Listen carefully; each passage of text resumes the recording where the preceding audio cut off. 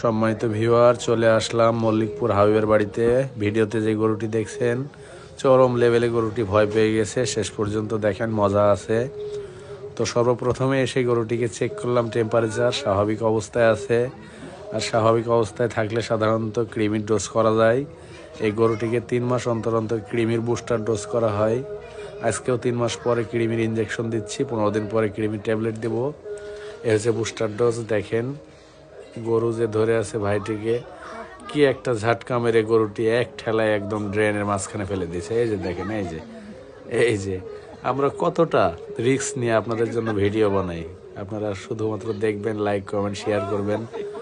যদি এতটুকু আনন্দ পেয়ে থাকেন অবশ্যই আমাদেরকে উৎসাহিত করার জন্য লাইক কমেন্ট শেয়ার দিয়ে থাকবেন এবং এভাবে পাশে থাকবেন। সকলের সুস্বাস্থ্য কামনা করে আমার ছোট্ট শর্টটি শেষ করছি।